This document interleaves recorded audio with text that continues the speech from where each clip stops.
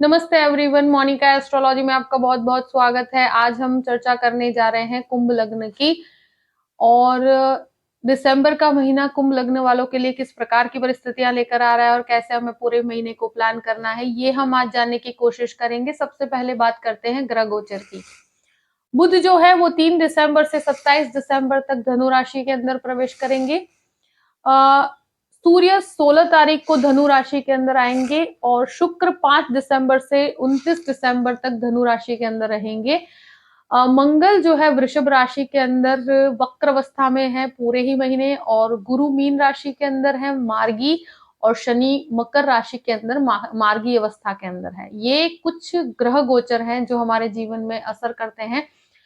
अब सबसे पहले शुरुआत करते हैं कुंभ लग्न की। लग्न से शुरुआत करते हैं। लग्नेश जो शनि है वो आपके 12th हाउस में है, और अब ये बहुत ही एंडिंग पीरियड है शनि के लिए।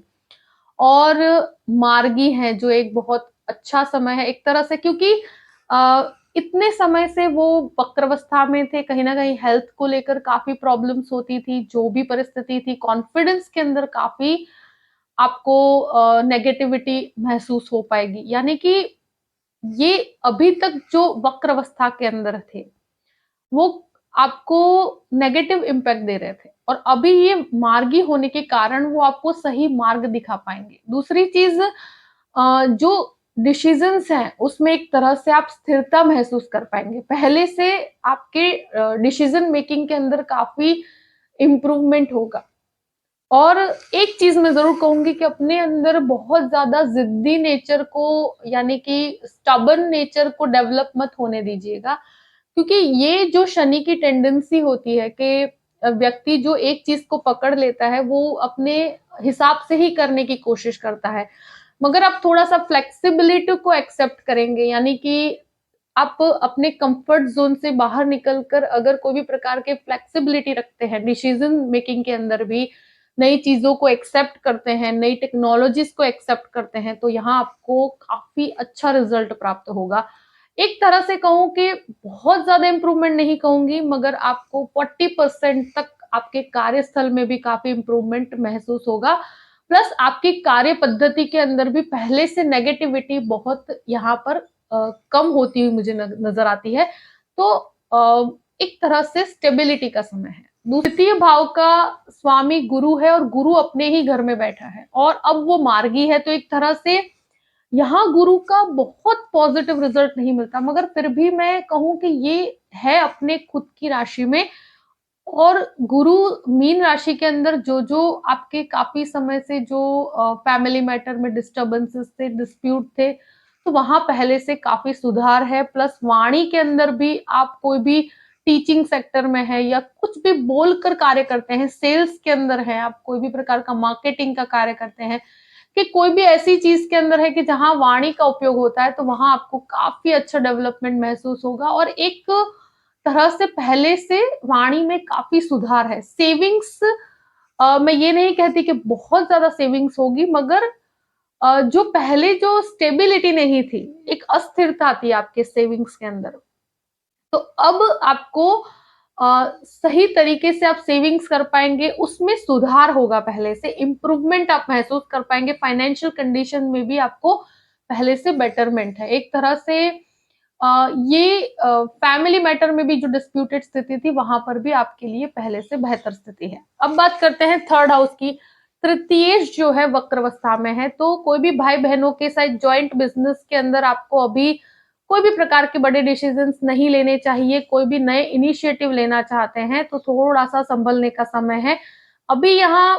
मतलब कोई बहुत बड़े रिस्क टेकिंग का समय नहीं है, और स्पेशली अगर आप फैमिली के साथ बिजनेस करते हैं तो वहां आपको संभल के आपको कार्य करना चाहिए। ये बहुत एडवाइजेबल नहीं रहेगा मेरी तरफ से, क्योंकि मुझे ऐसा लगता है कि राहु भी यहाँ पर है, तो भाई बहनों के साथ या चाइल्डहुड फ्रेंड्स के साथ कोई भी आप अगर बिजनेस की शुरुआत करते हैं तो वहां काफी डिस्प्यूटेड स्थिति रहेगी। और ऑलरेडी कोई भी आपकी जैसे ऐसी स्थिति है, कोई नया इनिशिएटिव भी लेना चाहते हैं, तो यहाँ कोई भी जॉब के अंदर बहुत बड़े परिवर्तनों से अभी आपको बचना चाहिए, क्योंकि मुझे लगता है कि जहाँ पर है वहीं पर स्थित रहकर अभी आप आगे बढ़े तो ज़्यादा अच्छा है आपके लिए, और उसी में इम्प्रूव करने की स्थिति है, तो फिर कोई प्रॉब्लमैटिक सिचुएशन नहीं है। तो कोई भी प्रकार का इन्वेस्टमेंट भी करते हैं तो 2 जन की एडवाइस लेकर के करना चाहिए, तो कोई घबराने की स्थिति नहीं है। अगर भाई-बहनों के रिलेशंस में कोई भी डिस्टर्बेंसेस भी हैं, तो इस महीने के अंदर वो बहुत ज़्यादा सॉर्ट आउट होते हुए मुझे नज़र नहीं आते, तो आपको उस मैटर के अंदर बहुत शांति बना के रखनी चाहिए। अब बात करते हैं आपके चतुर्थ भाव की। चतुर्थ शुक्र होकर आपके 11th हाउस में है, और मंगल यहाँ पर ऑलरेडी वक्र अवस्था में है, और सूर्य की दृष्टि 15 तारीख तक पड़ती है, तो प्रॉपर्टी के लिए बहुत अच्छा है। एक तरह से जो प्रॉपर्टी सेक्टर में काम करते हैं उनके लिए भी बहुत अच्छा है। प्रॉपर्टी के खरीदने का कार्य, बेचने का कार्य करते हैं उनके लिए भी बहुत अच्छा है। तो यहाँ मुझे लगता है कि कुछ रिनोवेशंस भी आप करवा सकते हैं प्रॉपर्टी से कनेक्टेड, और प्लस जो आर्किटेक्ट्स हैं या इंटीरियर डेकोरेशन का कार्य करते हैं उनके लिए बहुत इम्प्रूवमेंट और अच्छा समय है। और ये एक ऐसा समय है कि जहाँ पर घर के अंदर कुछ रिनोवेशन से कनेक्टेड आप खर्चे कर सकते हैं, ऐसी संभावनाएं बनती है, और कुछ डेकोरेटिव चीजों के पीछे आपका खर्चा हो सकता है। यहाँ एक चीज मैं जरूर कहूंगी कि मंगल वक्र अवस्था में है, मन में थोड़ा सा अशांति महसूस होगी, मानसिक शांति मुझे यहाँ पर नहीं नजर आती, क्योंकि मंगल यहाँ पर 4th हाउस में व्यक्ति को बहुत अग्रेशन देता है, और सूर्य के साथ उसकी दृष्टि संबंध होने के कारण 15 तारीख तक मैं कहूं कि थोड़ा सा नेचर में अग्रेशन रहेगा। और बाकी कोई अथॉरिटेटिव पोजीशन पे हैं आप या गवर्नमेंट कॉन्ट्रैक्ट्स के लिए कार्य करते हैं, तो 15 तारीख तक का समय आपको कॉन्ट्रैक्चुअल वर्क के लिए बहुत अच्छा है। कोई गवर्नमेंट अथॉरिटीज के साथ मिलकर कार्य कर रहे हैं तो भी बहुत अच्छा है। कोई डिफेंस में आप जाना चाहते हैं या डिफेंस से कनेक्टेड कोई कार्य कर रहे हैं, तो वहां पर इस तरह के कार्यों में, लाइक रोड कंस्ट्रक्शन के कार्य है, इस तरह के कॉन्ट्रैक्चुअल वर्क के लिए ये सूर्य मंगल की दृष्टि 15 तारीख तक काफी सपोर्टिव है। अब बात करते हैं आपके 5वें घर की। 5वें घर का अधिपति बुध बनकर आपके 11वें स्थान पर है, शुक्र के साथ है, तो ये फाइनेंस फील्ड को काफी सपोर्ट करता है। जो लोग एमबीए करना चाहते हैं, जो भी इस प्रकार के बैंकिंग के अंदर जाना चाहते हैं, स्पेशली गवर्नमेंट एग्जाम के लिए भी प्रिपरेशन कर रहे हैं, तो भी परिस्थितियां एक तरह से काफी पॉजिटिव है। एक कहूँ तो जो इंटीरियर डेकोरेशन का कार्य करते हैं या डिजाइनिंग का कार्य करते हैं, इन लोगों के लिए भी काफी हेल्पफुल परिस्थिति है, क्योंकि ये शुक्र बुध का जो कॉम्बिनेशन है वो कहीं ना कहीं काफी हेल्पफुल परिस्थिति है। एक चीज मैं जरूर कहूंगी कि सूर्य भी 15 तारीख के बाद आपके 5वें घर को देखेंगे, तो ये एक ऐसी स्थिति बनती है कि जहां पर एजुकेशन के अंदर आपके अंदर पहले से इम्प्रूवमेंट महसूस होगा, और स्टडीज के अंदर जो लोग हैं उनको काफी फायदा होता हो मुझे नजर आता है। इस महीने पहले से बेटरमेंट है। आ, एक चीज मैं जरूर कहूंगी कि जो शेयर मार्केट के अंदर इन्वेस्ट करना चाहते हैं, तो उनके लिए भी काफी बेहतर समय है पहले से। और इवन सूर्य शुक्र और बुध की युति जब 11वें घर में होती है, तो वहां पर आपको फाइनेंशियली काफी अच्छे डिसीजंस आप ले पाएंगे। जो भी चाइल्ड एक्सपेक्ट कर रहे हैं उनके लिए वैसे कोई घबराने की स्थिति नहीं है, मगर 15 तारीख के बाद आपके स्वास्थ्य का बहुत ध्यान रखिएगा, क्योंकि वहां आपको बहुत ज्यादा ट्रैवलिंग को अवॉइड करना चाहिए। बहुत घबराने की स्थिति नहीं है, मगर फिर भी लग्नेश की स्थिति भी 12th हाउस में है, तो थोड़ा सा स्वास्थ्य का जरूर ध्यान रखिएगा। 6th हाउस की बात करते हैं। 6th हाउस के ऊपर गुरु की दृष्टि और शनि की भी दृष्टि है, तो यहाँ एक चीज जरूर कहूंगी कि जिन को हार्मोनल प्रॉब्लम्स है, जो हार्मोन से कनेक्टेड प्रॉब्लम्स है, उनको पहले से इम्प्रूवमेंट है। मैं एक चीज जरूर कहूंगी कि जिसका भी आप प्रॉपर ट्रीटमेंट ढूंढना चाहते हैं, तो यहाँ गुरु की दृष्टि के कारण आपको प्रॉपर ट्रीटमेंट मिल पाएगा। और अगर कोई भी प्रकार का बोन से कनेक्टेड प्रॉब्लम है, कोई भी नर्व से कनेक्टेड कुछ प्रॉब्लम्स हैं, तो वहां पर इवन स्किन इश्यूज भी हैं, अगर स्किन रिलेटेड कुछ प्रॉब्लम्स हैं, तो भी आपको गुरु की दृष्टि की वजह से मैं कहूं कि जो आप ट्रीटमेंट चाहते हैं, जिस प्रकार का ट्रीटमेंट चाहते हैं, अगर आप कोशिश करेंगे तो आपको वो ट्रीटमेंट आपको प्राप्त हो जाएगा। प्रॉपर डॉक्टर या मेडिकल ट्रीटमेंट आपको यहाँ मिलती हुई मुझे नजर आती है। लोन की प्राप्ति करना चाहते हैं तो यहाँ पर लोन प्राप्ति के लिए आपको काफी हेल्पफुल परिस्थिति है, तो वहां कोई घबराने की स्थिति नहीं है। शनि की भी दृष्टि है, तो जो भी होगा लॉन्ग टर्म इन्वेस्टमेंट होगा, यानी कि इन्वेस्टमेंट नहीं पर लॉन्ग टर्म का लोन मिलेगा आपको, अगर आप चाहते हैं तो इस महीने, और स्पेशली इस महीने के अंदर कोई ऐसा डिसीजन लेते हैं तो। और एक तरह से अगर ऑलरेडी लोन्स हैं तो उसको भी आप पे ऑफ करने में, ये गुरु की दृष्टि की वजह से आपको उसका रास्ता भी प्राप्त होगा। तो ये एक बेटरमेंट कहूंगी। शत्रु आप पर हावी नहीं हो पाएंगे, मगर स्वास्थ्य को लेकर बहुत ज्यादा, मतलब कोई भी चीजों को आप अवॉइड मत कीजिएगा, यानी कि छोटी छोटी चीजों के ऊपर ध्यान देकर उसका प्रॉपर ट्रीटमेंट लीजिएगा तो आपको प्रॉब्लम नहीं आएगी और पहले से आपके ट्रीटमेंट में सुधार भी होगा। अब बात करते हैं सातवें घर की। सातवें घर का अधिपति सूर्य 10th हाउस में, फिर 11वें स्थान में। तो यहाँ पर कहते हैं कि पति पत्नी के संबंधों में छोटे मोटे क्लैशेस मुझे नजर आते हैं, मगर एक चीज मैं जरूर कहूंगी कि बिजनेस कर रहे हैं तो वहां पर आपके लिए काफी अच्छी अपॉर्चुनिटीज है। जॉइंट बिजनेस भी करते हैं तो वहां पर भी आपके लिए काफी बेटरमेंट है और सुधार भी है। गवर्नमेंट कॉन्ट्रैक्ट्स के लिए कार्य करते हैं तो यहाँ पर सूर्य की पूर्ण रूप से हेल्पफुल परिस्थिति है। और कंस्ट्रक्शन के बिजनेस में जो लोग जुड़े हुए हैं, मेडिसिन बिजनेस में भी हैं, तो भी बहुत अच्छा है, क्योंकि मंगल की भी दृष्टि यहाँ पर पड़ती है। मगर मंगल की दृष्टि सातवें घर पर पड़ने पर, और सूर्य है यहाँ कर स्वामी, मंगल वक्रावस्था में है, तो पति पत्नी के संबंधों में क्लैशेस करवाता है।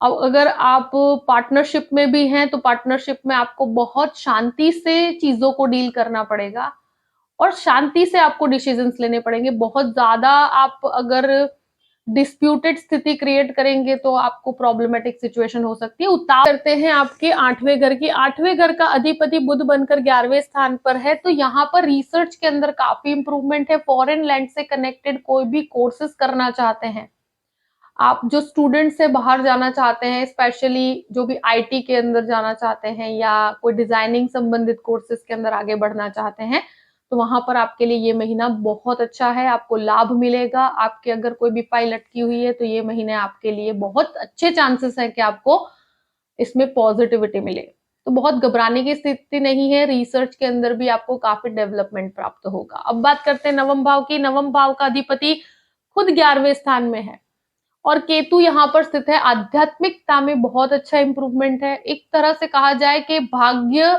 और लाभ का एक जुड़ाव है। तो जो भी काम करेंगे, जो काफी समय से आपके काम अटके हुए हैं, तो वहां पर आपको काफी डेवलपमेंट मिलेगा। मैं ये नहीं कहूंगी कि बहुत ज्यादा है, पर जो नेगेटिविटी की तरफ आप जा रहे थे काफी समय से, ये महीना आपको पॉजिटिविटी की तरफ लेकर जाता है और आपको अपनी परिस्थिति के अंदर एक सुधार महसूस होगा, भले ही वो 30% तक है। और जितना आपने एफर्ट्स किया है वहां पर आपको लाभ डेफिनेट प्राप्त होता है। पिता के साथ भी आप कार्य कर रहे हैं तो वहां पर भी आपको इंप्रूवमेंट मिलेगा। केतु आपको कुछ अच्छे कार्यों की तरफ, कुछ पुण्य के कार्यों की तरफ लेकर जाएगा। स्पिरिचुअल यात्राएं करना चाहते हैं तो भी बहुत अच्छा समय है, उसका लाभ भी आपको प्राप्त है। अब बात करते हैं आपके 10th हाउस की। 10वें घर का अधिपति वक्रावस्था में और सूर्य यहाँ पर ऑलरेडी स्थित है। देखिए, वक्री मंगल और मंगल 4th हाउस के अंदर है, सूर्य यहाँ 15 दिन तक है, तो अथॉरिटेटिव पोजीशंस के लिए बहुत अच्छा है। कोई डिफेंस के अंदर काम करते हैं आप, या कोई पुलिस के अंदर जाना चाहते हैं, आर्मी में जाना चाहते हैं, उन लोगों के लिए परिस्थिति बहुत फेवरेबल है। अगर उस फील्ड में है तो उनके लिए अच्छा है। मेडिसिन वालों के लिए, कंस्ट्रक्शन वालों के लिए अच्छा है। मगर एक चीज मैं जरूर कहूंगी, जॉब कर रहे हैं तो वहां पर डिस्टर्बेंसेस बहुत ज्यादा है, आपको जरूरत से ज्यादा मेहनत करने की स्थिति हो सकती है क्रिएट।